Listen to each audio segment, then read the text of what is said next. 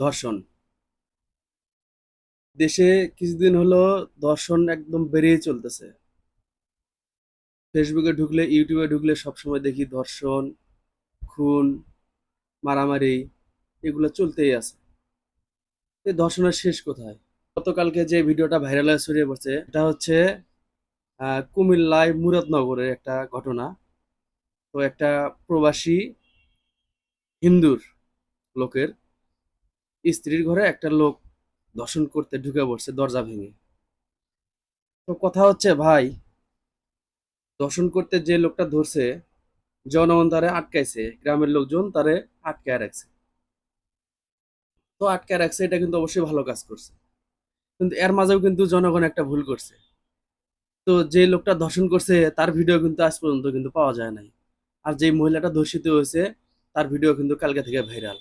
মহিলাটার একবার সম্পূর্ণ শরীর উলঙ্গ অবস্থায় ভিডিও করা হয়েছে। কেন ভাই?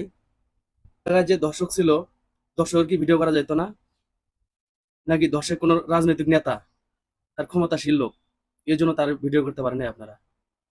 দেশের মানুষ এমন একটা অবস্থায় গেছে ভাই, যে দুর্বল শুধু তারই ভিডিও করে, তার অন্যায়গুলো মানুষ পাবলিশ করে। আর একটু ক্ষমতাশীল হলে তার চেহারা ফেসবুকে দেখা যায় না, ইউটিউবে দেখা যায় না। আর আপনারা শুধু দর্শিতা, তারপরে কারো উপর অত্যাচার হয়েছে, কে নিরীহ মানুষ, শুধু তাদের ভিডিওগুলো শেয়ার করতে পারবেন। সেই সময় যে সময়টা ওই যে ধর্ষক লোকটা ধর্ষণ করতে গেছে, সেও তো অবশ্যই ওই মহিলার মতো একটা অবস্থায় গিয়েছিল। তারপর না অবশ্যই কোনো কাপড় চোপড় ছিল না। তো ভাই আপনারা সেই পুরুষের ভিডিও দেখালেন না কেন? সে কি অবস্থায় ছিল ওইটা দেখালেন না কেন? কেন ভাই ওই মহিলাটার ভিডিও আপনাদেরকে শেয়ার করতে হলো? মানুষ হতে হবে ভাই। আপনারা শুধু যারা নির্যাতিত হয়, শুধু তাদের ভিডিও আপনারা ছাইড়েন না ভাই। যারা নির্যাতন করে, যারা অন্যায় করে, তাদের ভিডিও একটু পাবলিশ করেন।